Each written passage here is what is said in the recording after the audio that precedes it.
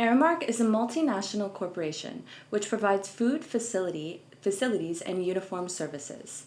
But what are they most notorious for? Aramark has a bad reputation providing food in the prison systems in the U.S. They have provided inadequate portions, maggots in their food, uncooked food, and other spoiled foods. So how does Aramark connect to Montreal? Aramark has held the food service contract at Concordia University for the last 6 years, but some are trying to change that. A part of that change is Eric Chevrier. He's a part-time professor at Concordia, as well as the chair of the Concordia Food Coalition. Eric, thank you so much for joining us. Thank you for having me here. Appreciate it. So why is it so important that Aramark no longer controls Concordia's food system?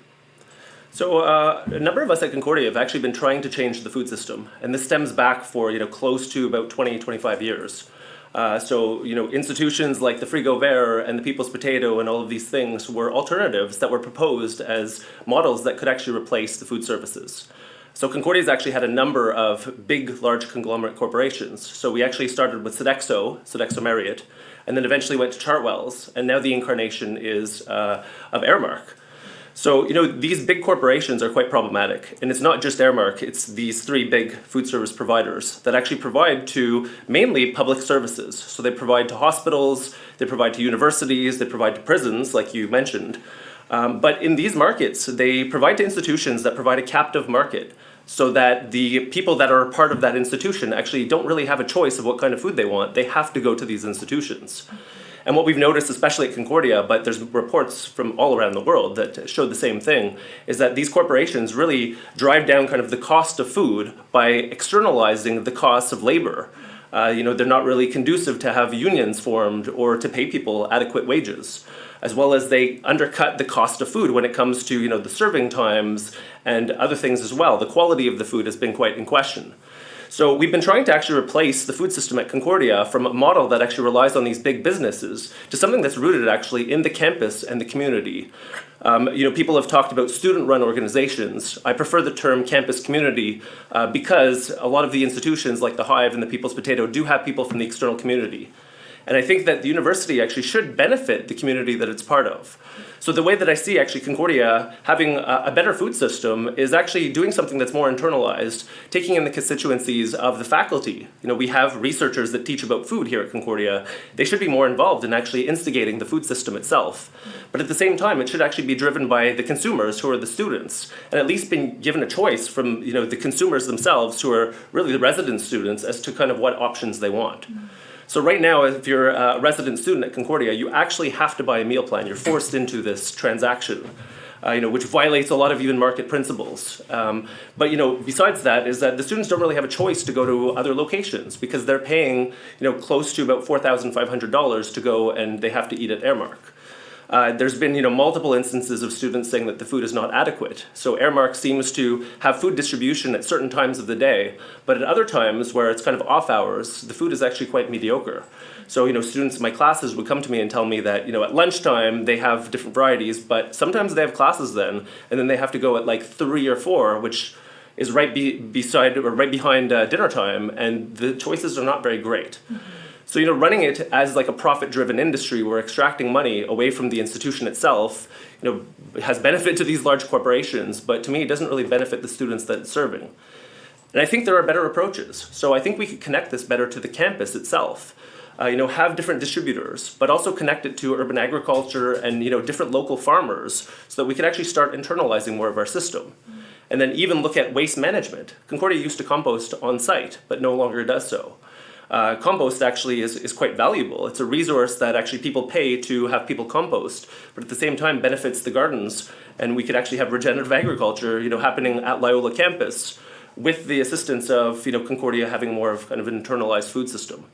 So for me, it's not just a matter of critiquing Aramark, but it's actually a matter of establishing something that would actually benefit the community itself as well.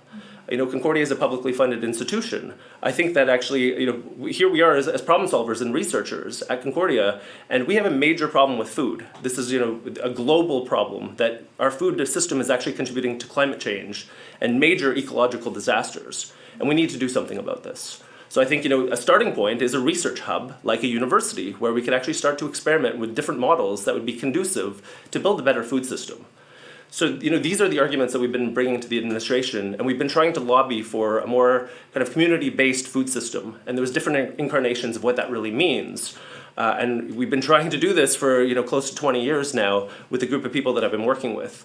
And it's quite difficult to make the administration, I guess, see our vision because they still think of it as a business transaction. You mentioned, I already forgot the term, not student-run food systems. What was the term you used? So I'm calling them campus community groups. Campus community groups. And one of the main reasons is because if we say that they're student-run, some of the people that are actually running the organizations are not necessarily students anymore. Some are former students, some of them are just employees or whatever the case is. So I'm using that term more as proper representation of what the groups actually are composed of. Okay, and as you mentioned, some of these include the Hive, People's Potato. I guess for people who aren't familiar with these places, what does running them kind of look like? So, running the day-to-day operations, I wouldn't be able to speak about because I have never actually worked at the People's Potato, but I've had good connections with the people that are there. What they basically run, they cook food for students during the day, bring in student volunteers, and they have a vegan meal every lunchtime. And students pay close to about $10 a year to have a free food service where they don't actually have to make a transaction for any money at the time. So, this really benefits the campus in the way that it provides food security initiatives and gives students an outlet where they could get free vegan food. And it's very, very little cost. When it comes to the Hive and other organizations, so they're structured and they run very differently on a day-to-day. But the good thing about some of these organizations, so the Hive is a solidarity co-op. So anyone that becomes a member actually has a democratic input into the organization itself and could be part of decision-making when it comes to the management structures, the bylaws, the mission of the organization, and come to general assemblies and then are able to make decisions on behalf of the organization. So these institutions are great because they democratize the food system at Concordia and they provide food security. And there's a number of other institutions here at Concordia that provide wonderful experiences for the students and are more connected to the community and to the student body themselves also. What does pressuring the university to have a student-led system, what does this kind of look like? Yeah, so it's manifested in many different ways. There's been kind of like grassroots mobilization where people have actually challenged the administration, staged demonstrations even. So in 2010, there was a group called Tap Thirst that actually staged a demonstration in front of the VP Services. At the time, I think it was Michael DeGrappa, who I think is now the VP Services again. But there was a kind of a controversy when it came to the Pepsi contract at Concordia. And there was some closed-door discussions about how the contract would be vetted, and students found out about that and staged a protest. In the early 2000s, to instigate the People's Potato, there was actually a violation of the agreement with, at the time it was Sodexo Marriott. They had exclusivity contract, and nobody was allowed to serve food on campus. But the People's Potato kind of challenged that notion, and they were actually cooking food off of campus and then kind of carting these, wagons of food over to, and serve it basically in the basement of Reggie's. So there was a long line of people going all the way to the basement, taking food, and then coming back up and basically finding a spot to eat it. But at the beginning, that was a challenge because we weren't allowed to have that kind of initiative. So it did challenge the exclusivity contract. And at the time, actually, there was another really amazing kind of initiative where it was called the Cheese-In, where a group of CSU counselors and executives actually went with the different groups at Concordia and challenged this notion of exclusivity contracts. And they served actually kind of like a wine and cheese event, but they only had cheese and other kind of things that the students brought. Basically to say that we're going to challenge the exclusivity contract and we're going to provide food to students no matter what you say. And they're kind of, I guess at that time, trying to bait the administration because it would look pretty silly to shut down an event where there's free food and basically be able to get media coverage about challenging this exclusivity contract. Now, recently, we've been really trying to work with the administration to try to convince them that there is a better model. So I think there's multiple tiers to this. And, myself at the Concordia Food Coalition with other individuals have been taking part in the Food Advisory Working Group at Concordia and really trying to plead our case. And, with some degrees of success, we've showed the administration that there are other approaches to food services rather than just this business model of hiring these multinationals. Presently, though, the university is going to go into an RFP. So I don't know what the outcome is going to be, and I can't really talk about the details because it is a confidential process. The RFP will be released soon, and then companies could bid on it if they want. But for us, the longer term picture is actually to stop doing RFPs, but to actually have an amalgamation of students, faculty, and administrators put together more of a self-run system where we can integrate the community as well and the campus players into a better system, where we're not necessarily forcing the students to go eat our food, but actually providing options that are desirable for them to be there, but also not necessarily just closing the cafeteria and having kind of like, a gated experience, but also to invite people from other places. Like at Loyola, there's a food desert. At Loyola campus, it would be great if people from the community actually wanted to come eat at the cafeterias or, whatever the food initiative is at that point. So I really think that we need to rethink these things, and I think there has to be multiple ways to actually instigate this kind of a system. Can you explain what an RFP is? Yeah, so it's a request for proposal. The idea basically is in publicly funded bodies is that they can't just kind of pick and choose who they want necessarily if they're going to a tender. They have to have some kind of conditions that these companies could bid on. So in this case here, they're looking for external corporation. They're not looking to put together a self-run system. So in this process, they are going to an RFP.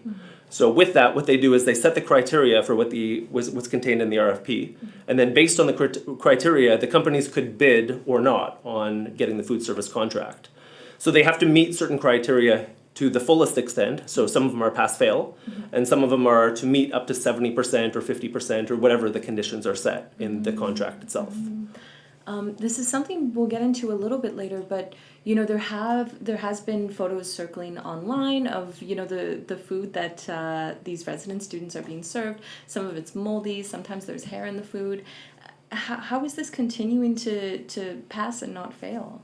Yeah, so this is unfortunate that this is the case, and I hear a lot of students in my courses complaining about these issues.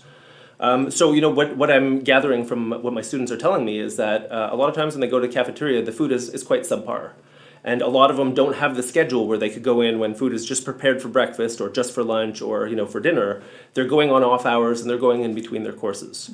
And to their liking, a lot of them are complaining actually about the quality of the food.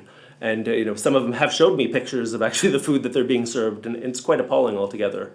Chartwell's actually had food poisoning on campus when they were here, and this is one of the reasons why students didn't want to have Chartwell's. But if you look at these three big food service corporations and the amount of complaints against them, we're not an isolated instance. It's happening across the world. Just one example, Sodexo actually own Sodexo Justice Services. So they actually fully operate private prisons in the UK and in Australia. There was an example in Western Australia where actually the government of Western Australia took back the contract before the contract was over because they were mismanaging the services. So this is in 2020, actually last year, where they didn't allow Sodexo to continue, and we're seeing instances of mismanagement because the way that these companies derive profit is by undercutting labor and undercutting quality so that they could actually make as much money as they could. Okay. I guess I know you touched on this already a little bit, but how would a student-run system be more sustainable and both environmentally and socially friendly? So, a student-run system could be more environmentally friendly, and at Concordia, it definitely is. So the Hive has different purchasing agreements and understandings as to, what criteria they would abide by when it comes to purchasing. And their standards are pretty good, actually, compared to what the university is doing. And actually, student-run systems could work really well. Student-run or campus community, whatever we're going to call it. But basically, the idea is that we could be producing food on campus, and it's already taking place. So there's Mind, Heart, Mouth, there's the greenhouse at Concordia and City Farm School, where they're producing food. Right now, a lot of it is not going into the student-run systems, but we're trying to get it there. And it's been difficult with the pandemic to actually get all of this going. But the idea right now is actually we're working with the greenhouse to try to get sprouts and microgreens and things from the greenhouse to the Hive. So we could kind of close the gaps when it comes to supply chains, and we could actually see who's actually producing the food and expect certain quality when it comes to using organic based fertilizers or other things that are more environmentally friendly. So, the groups on campus are actually taking steps in the right direction to make sure that the supply chains are better managed, that we're actually going towards more local-based production, and that the waste is actually being managed better internally also. But I think the other benefit, too, is that the students are involved in the system itself by being part of these democratic institutions. So, when they have a say as to what happens with their food system, a lot of them actually do err on the side of more sustainability and other things as well. A lot of the people that are involved in these organizations really are kind of more sustainability minded. So it could actually benefit the university to internalize this kind of a system and to manage it. I think the biggest thing is that if you give control to an external corporation, it's hard to manage it internally, and they're going to do what they want, and what they want is basically to make as much profit as possible. Yeah. When it comes to organizations like the Hive and other groups at Concordia, it's not necessarily that they're looking for profit as the main motive. They're actually looking to better the food system, to be financially viable, but at the same time to make sure that things are happening better. And to me, that's more important. And you mentioned earlier that People's Potato, it comes out of students' tuitions. It makes up about $10 a year. If the resident students, if their food plan was in fact a campus community food run system, would it be cheaper than the current Aramark system? It could be, for sure. Yeah. So we could have better ways of obtaining food. Now, I guess it depends. Right now, the Hive is actually offering cheaper meals than Aramark is. And actually, if you're looking kind of dollar for dollar, I would say the People's Potato beats all of them. So they could drive down costs by doing different things. Okay. So the People's Potato do receive donations of food, and they do buy when food is cheaper. And there's different models of how that could exist. For me, I think one of the main problems, though, is that we're always trying to undercut the price of food, and there's a cost to that. So, by trying to drive down the cost of food, we rely on different forms of labor, which, to me is quite unacceptable. For example, farms in Canada rely on migrant labor, and we rely a lot on food importing also. So, in Canada, we import food from countries that'll produce food for cheaper and then import it into Canada so that people could actually get food at under kind of the true cost of food. We also big farms use chemical pesticides and fertilizers and other things as well, which has an environmental cost. So what we need to do is strike a fair balance and figure out, how could we provide students affordable food, but at the same time not drive down all these other costs so that we're actually taxing the environment and taking it out on the laborers as well. And the way to devise this kind of a system, it's quite complex, because usually in business, what you're trying to do is drive down the costs, externalize all of these costs, and then make profit off of it. And groups like the Hive and the People's Potato are not looking at that kind of a model. They're actually looking at how to benefit the community and how to become viable during that time as well.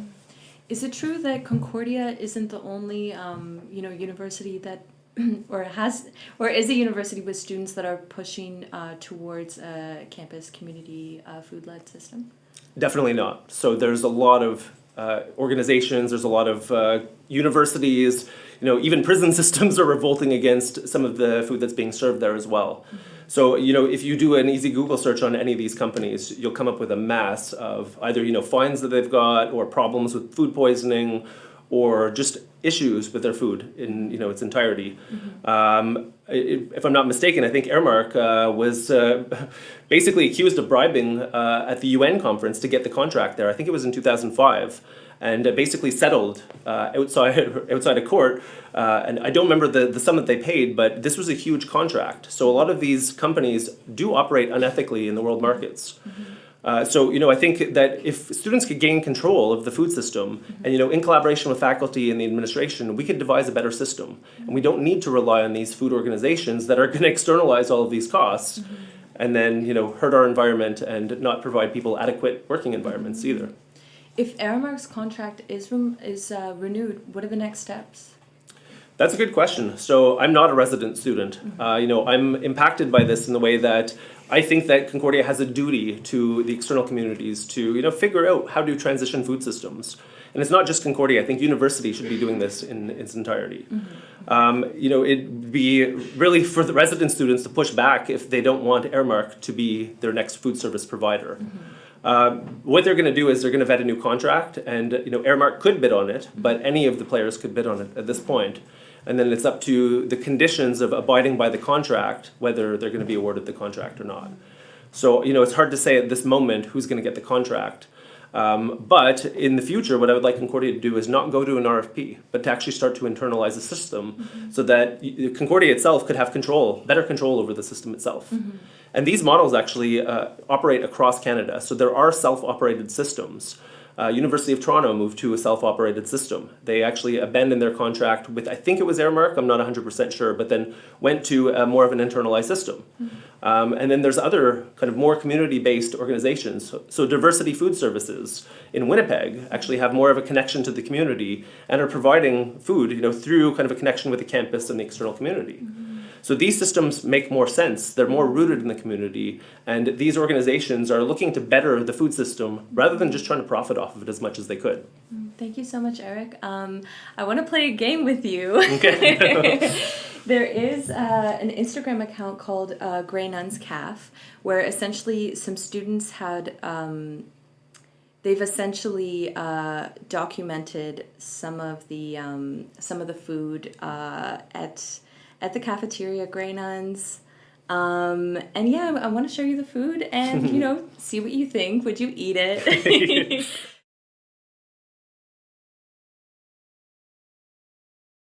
Yeah. So let's start off with this lovely moldy sandwich. Ooh, If you went into the cafeteria, you had a 3-hour class, you're really hungry, would you go for this? I definitely would not go.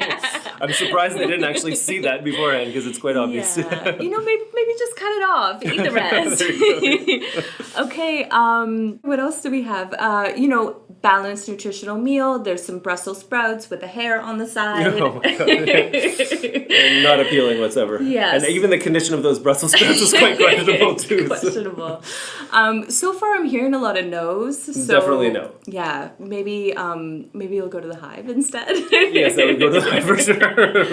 Okay, let's see what else I can find. Okay, this caption says, a good source of iron, finding a staple in your lasagna. I love calf food. Oh, wow. Yeah, so finding a staple is definitely not appealing. And I'm guessing these are some of, the things that your students have been telling you, Yeah. Do you have any other stories, if you're willing to share, of bad food you've heard of at the cafeteria? Well, there's quite a few horror stories, really, and there's been instances of food poisoning. I myself thought I got food poisoning way back in the day from eating at, I think it was Chartwell's at the time. But I hear from students time and time again that it's not just one instance. It's every day that they find appalling conditions with their food. Some of this is because they're producing in volume and they're maybe not tracking what's going on and maybe cutting corners because that's what the business model is all about. But students that have to eat this, it's quite problematic. Like a student can't choose to go anywhere else. They have to go to the cafeteria because they're paying into it. And this is where I see the problem lies. The university could make a big difference by not requiring that students actually purchase a meal plan, but opting into it if they want to. But they're not willing to budge on that, especially also. And to me, this is a problem because it violates consumers' choice when it comes to the products that they want. And on top of that, too, it's not a very good business model because it eliminates competition on campus. And it provides, an instance where there's a guaranteed business no matter how the company performs.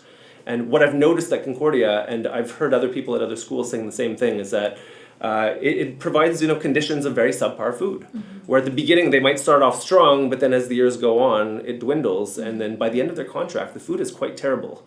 And I can tell you that Chartwell's, that was the case here at Concordia, and then Aramark, it's the same thing again. Okay.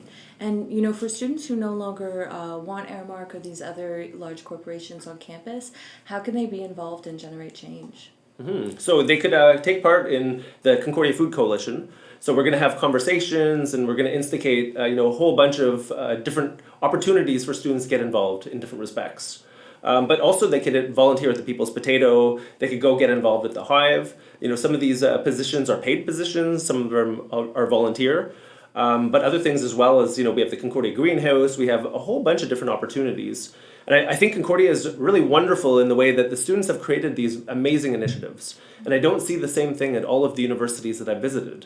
And actually, a lot of people that I've visited to talk about food services at their university are quite amazed by what Concordia has been up to. So as a Concordia student, there's so many different possibilities. And I would say, just a starting point is go to one of your favorite food service providers that are student run or campus community run and just see how you can get more involved. Thanks so much, Erica. Is there anything I didn't ask that you think is important to consider with this topic?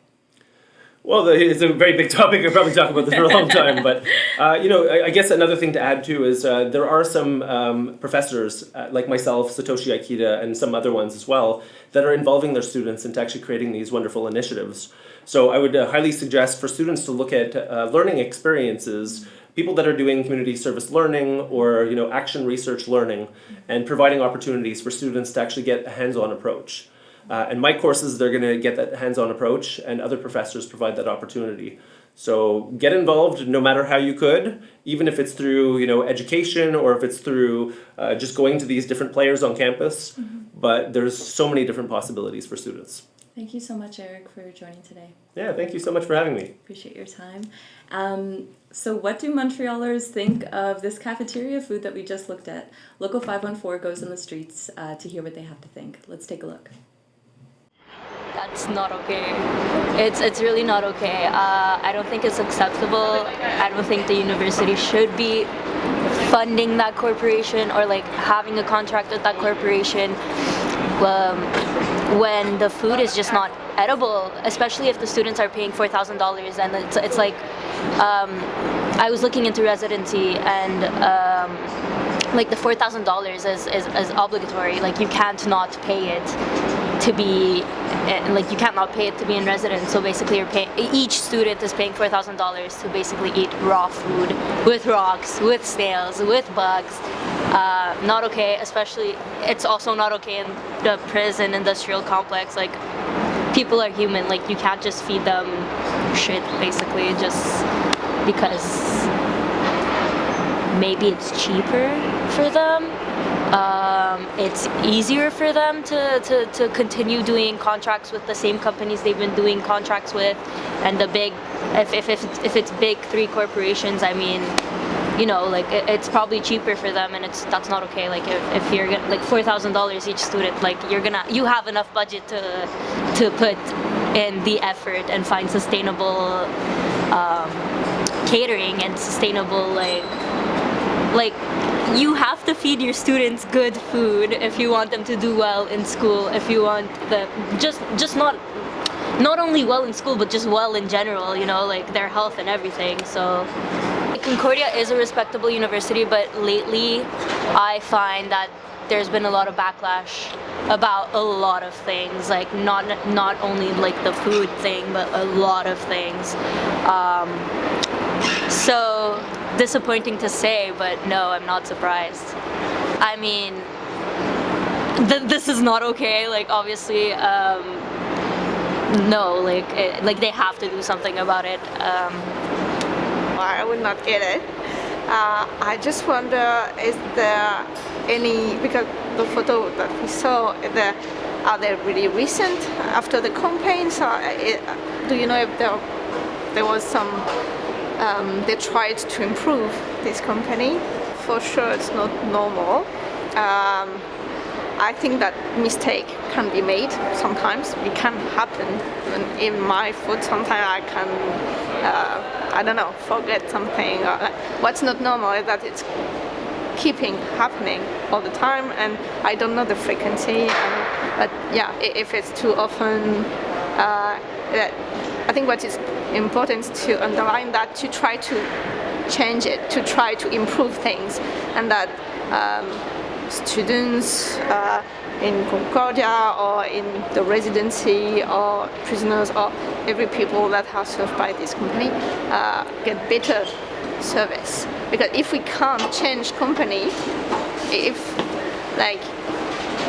I think the important thing is to try to make this company realize that people can't eat band-aids or plastic, or that's not normal.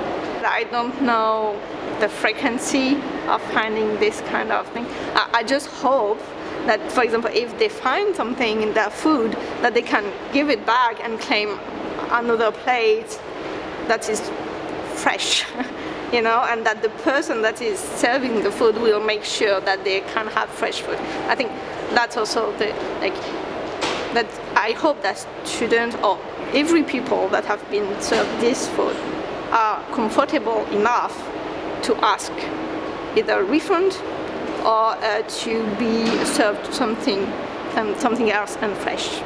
First, I wouldn't eat that, and so we know that a lot of students, and most of the students that stay in the residency are international students, so I don't think it's fair for university to exploit international students like that, because as one of the biggest university in Montreal, their job should be making international students feel like home, and they're not doing that, and they're basically risking their health and charging a lot of money, so I wouldn't eat that.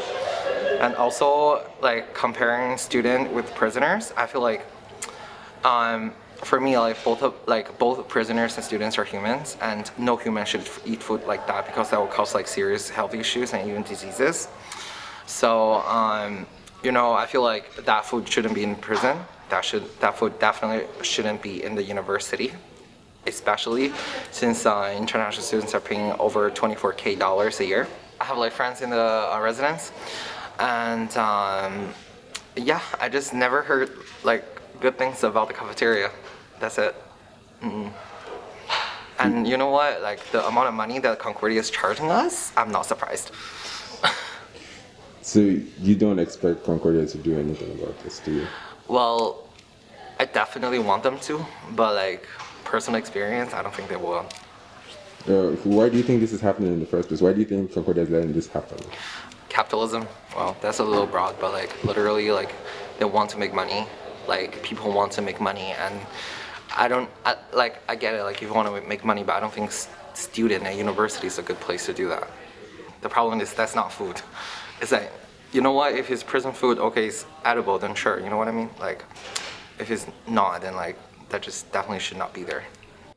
Video journalist Aude Simon spoke with Shyla Wolf, a food action researcher at the Concordia Food Coalition, considering campus community food systems at other universities and their success.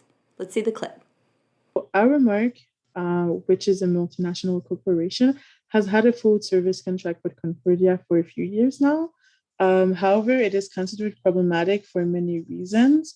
It is considered to profit of prison labor, being the cause of sit-in and hunger strikes in prisons across the United States, where where the portions are considered inadequate and the food is spoiled. I know that students also at Concordia have made complaints about expired food and bug-infested food, and having unsustainable sourcing and service methods amongst many other things. Despite food groups on campus having been lobbying administration for food systems changes, Aramark might be awarded a contract once again. Could you talk a little bit more about this?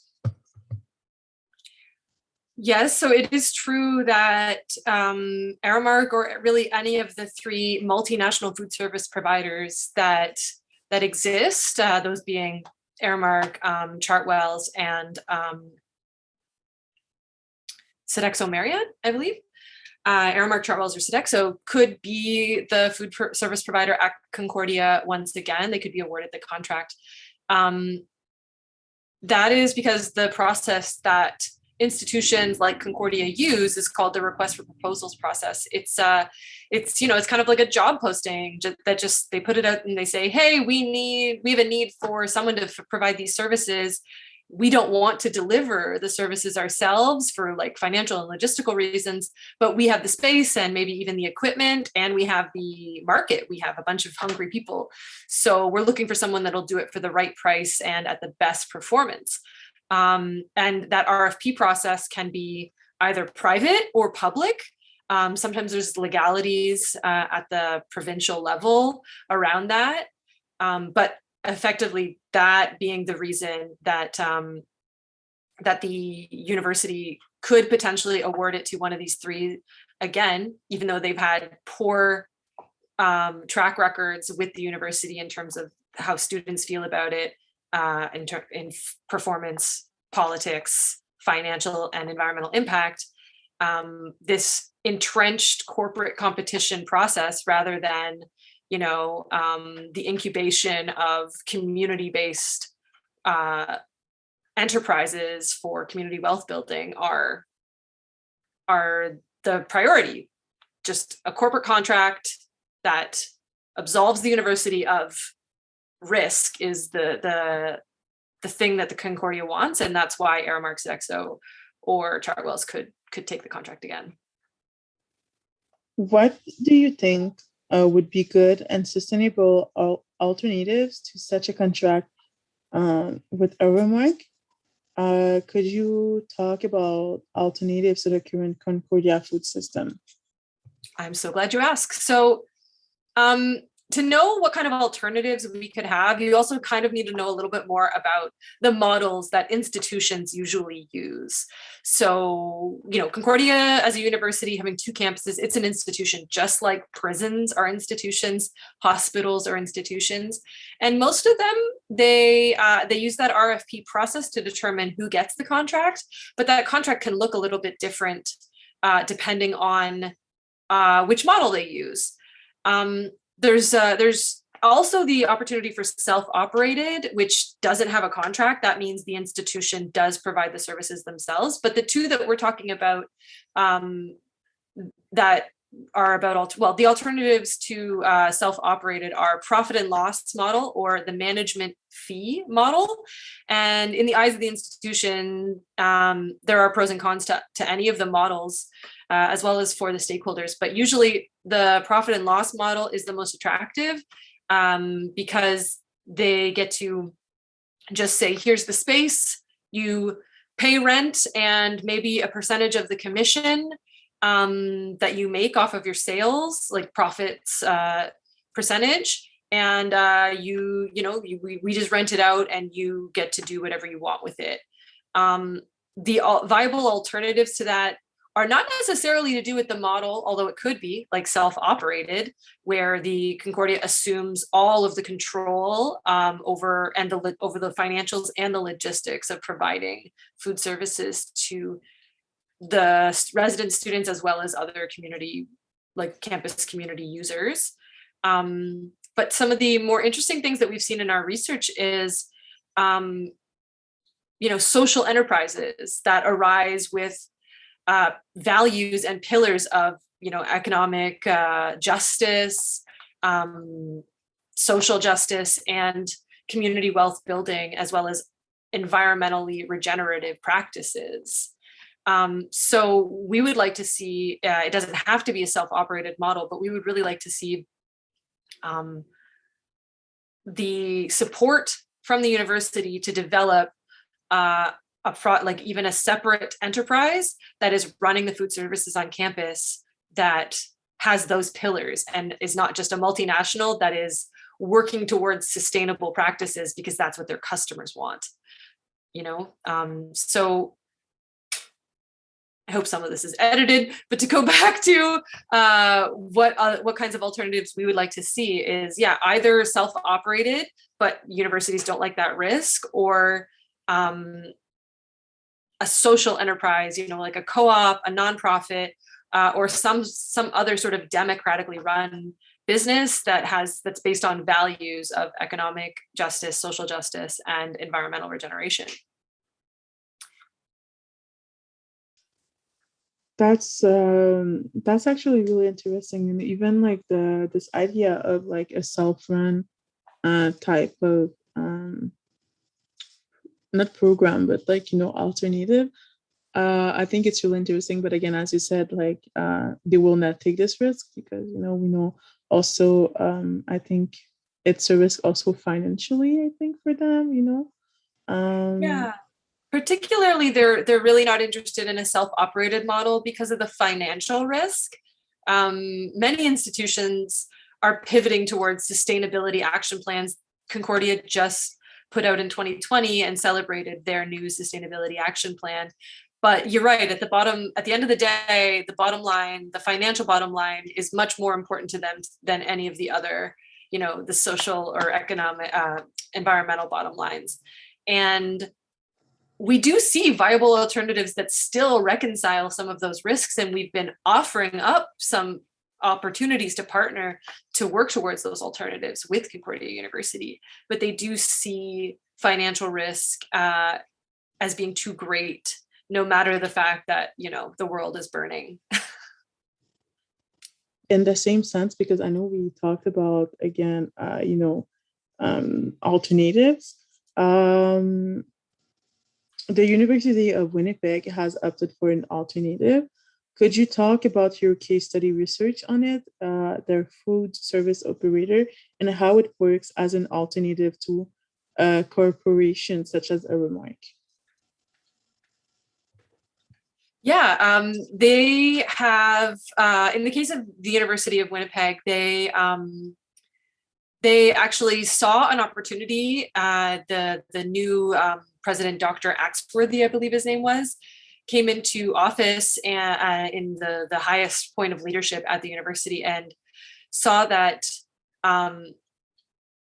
the economic and social state of the downtown core, where the campus is located, much like the downtown campus of Concordia, needed significant investment in order to, see itself flourishing or thriving.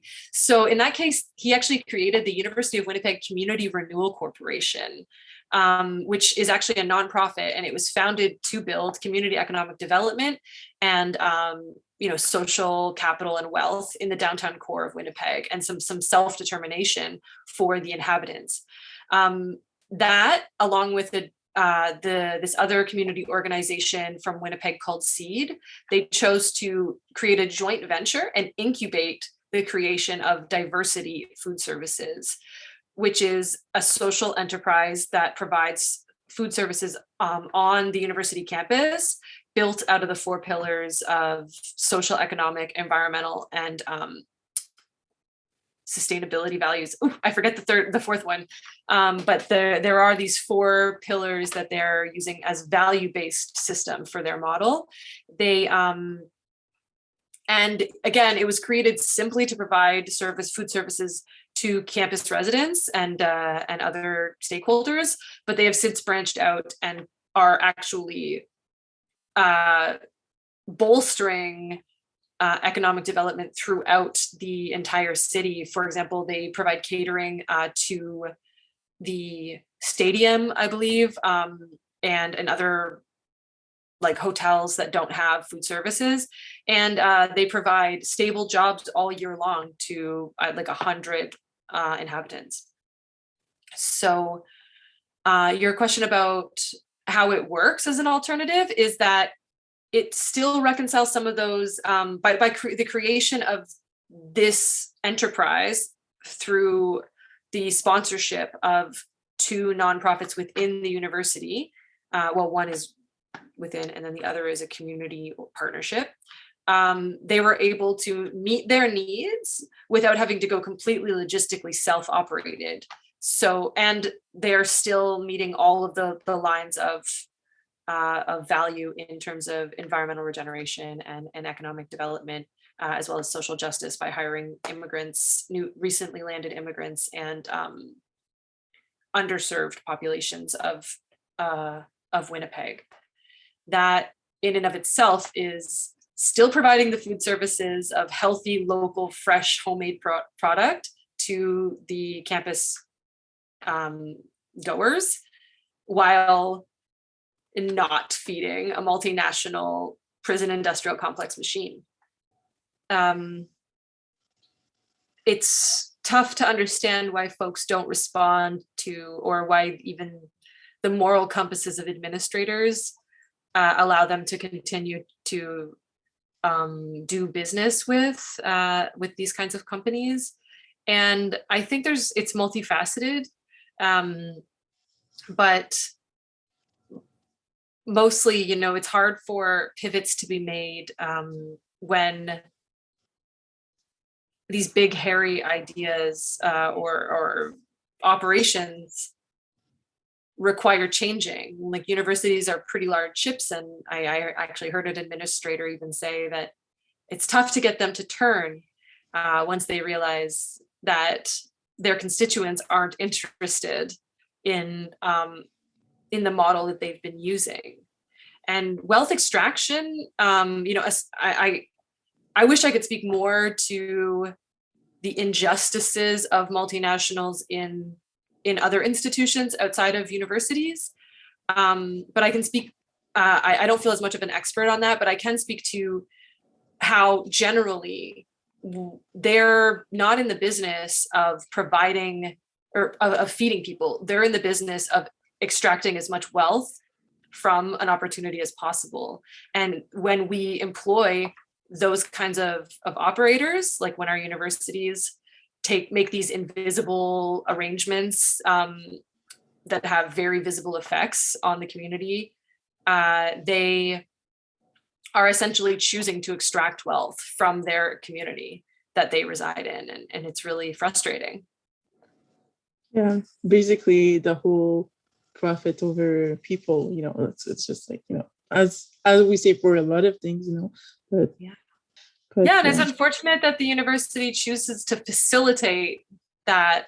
They're not necessarily benefiting. They're just resolving a problem or meeting a need, but in a way that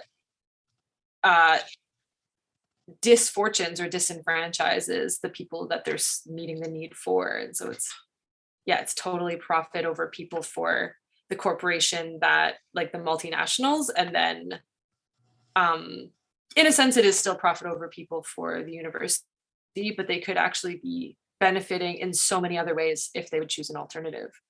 Those 900 resident students, they don't have a choice. Like, they can't vote with their dollars. They're bound to that service. And the university has lots of arguments for why logistically they have to provide a meal plan, and they have to make the students that live in residence sign on to that meal plan. And whether or not folks agree that that should be the case, if they are going to argue that, they should ensure that the students are being given healthy, nutritious, quality product, not product that is, has the same from a corporation that has quality that ranges from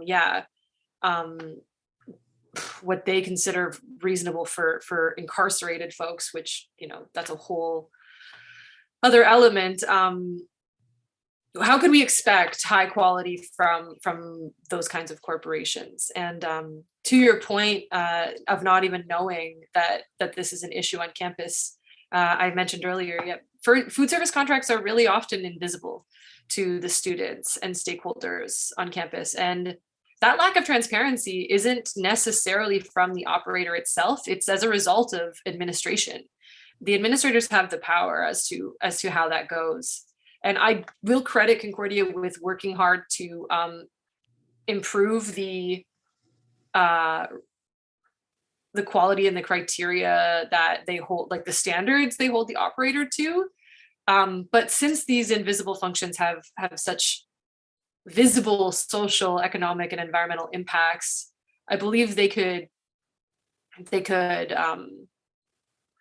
administration could put their resources elsewhere and actually just, stop treating the symptoms of the issue and really treat the cause and create a more viable, just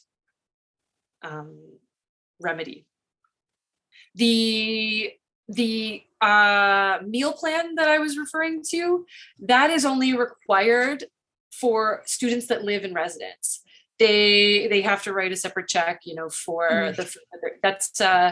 That's several grand a year, several $1,000s a year that they have to pay. And they only have like the cafeterias as a location that they can purchase, or that they can go and sort of use their pass to eat from. Other fees that you might be paying towards the food services on campus are not very, I can't speak with any authority over them, but I can say, indirectly, the costs that the fees that you pay and the cost of your tuition is represented, correlates to the number of administrators that oversee services like the food services on campus. And over the last few years, in an effort to make food services better, Concordia University has installed several staff, administrators, or other kinds of staff with, pretty high paying salaries. Like if you work for a university, you're getting paid pretty well, to essentially be the watchdogs of these crummy corporations to make sure that the services they're providing to students who have been loudly, expressing their distaste.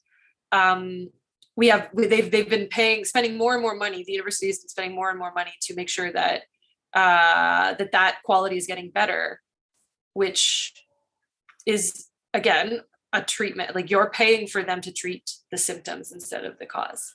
The 900 students that live in residence without kitchen facilities are obligated to purchase the meal plan at somewhere between $4,000 and $6,000 a year. Don't quote me on the specifics, but it's that range for sure. And it's all you care to eat, so they're able to eat as much as they want, but they have very little choice in terms of locations. There's two main cafeterias and a few retail outlets that they can purchase from. But upwards of 95% of that money goes directly to the multinational corporation they don't really have any choice in that. Yeah. So the next question was, what are the pros and cons of such a system? Regarding, I think we were talking about alternatives. Yeah.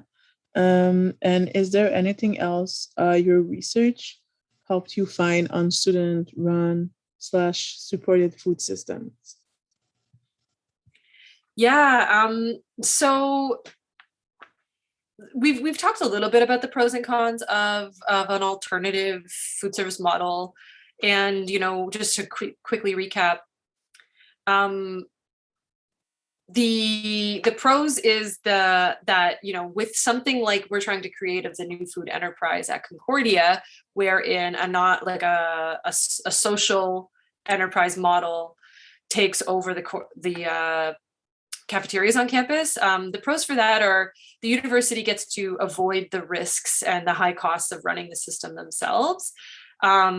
Also, it is more agile than the university taking on the food services in a self-operated fashion, because universities are really plagued with a lot of bureaucracy, purchasing, procurement policies, I should say.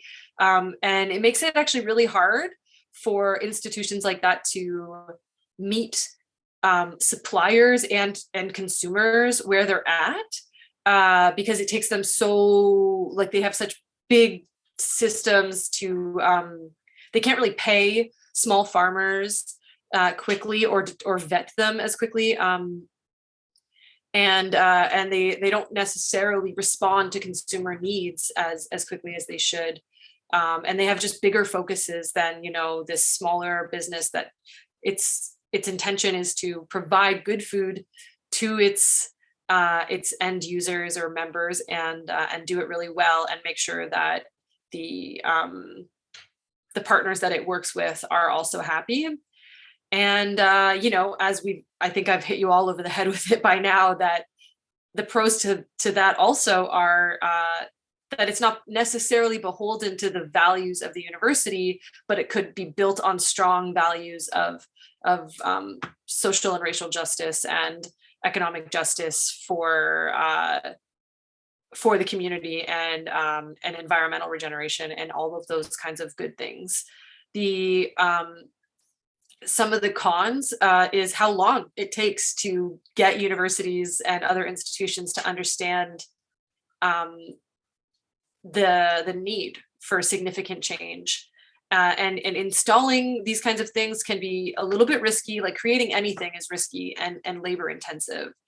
It is really hard to get the big ships to turn, and there will be really lengthy legal agreements because the university, it's two separate parties trying to work together. And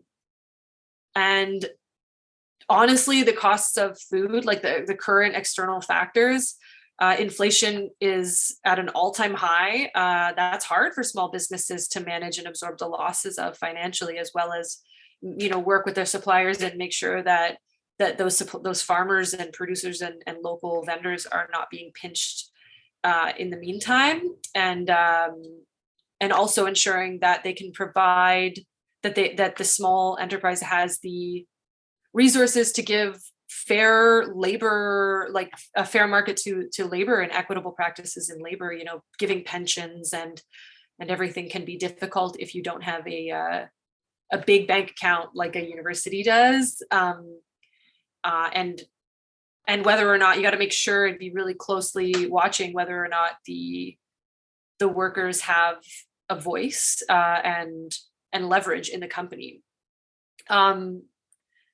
But ultimately, if it's run democratically with like the basic justice values, I think the pros outweigh the cons. And to your question about anything else in my research that helped me find support, a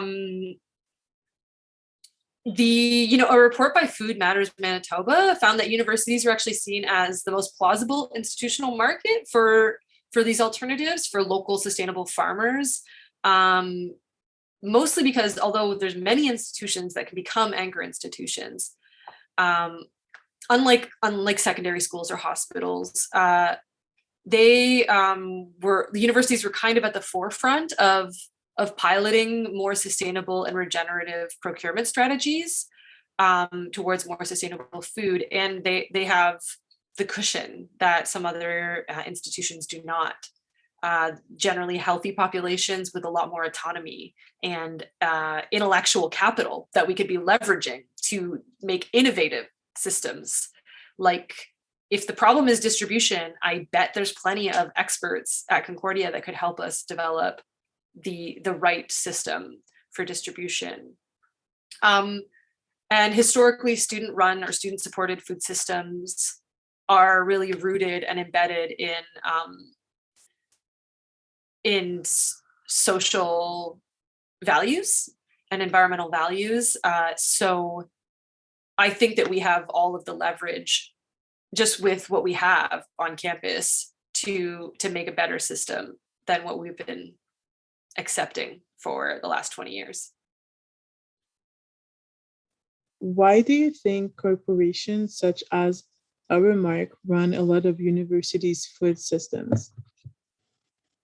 We can touch upon that, but I think I have something like, I think because what we touched on before is, to summarize that, it's because using a third-party operator, aside from it being a multinational, a third-party operator makes good, fiscal and logistical sense for universities. Using that model, that profit and loss model that I mentioned before, especially, in that way, they're externalizing the risk and still getting to reap some of the reward if the operator is profitable, because they get a bit of a kickback. The reason I think that Aramark and multinational corporations specifically run a lot of food systems in institutions like universities is because they are built to optimize and be attractive.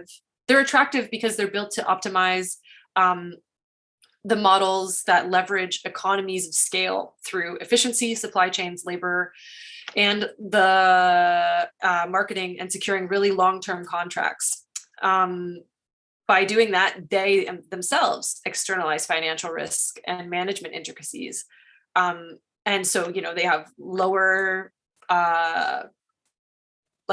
poor labor practices, terrible footprints in terms of environmental or regenerative or sustainable purchasing, and they do virtually nothing for the community around them. They're not there to meet the needs of the community and benefit the community. They're there to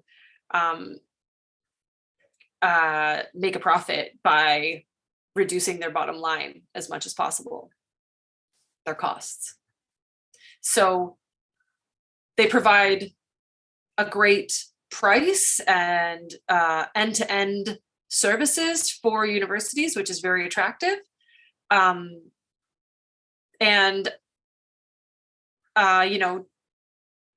can often actually invest in the universities financially. They'll do the renovations that increase that provide capital value to the universities.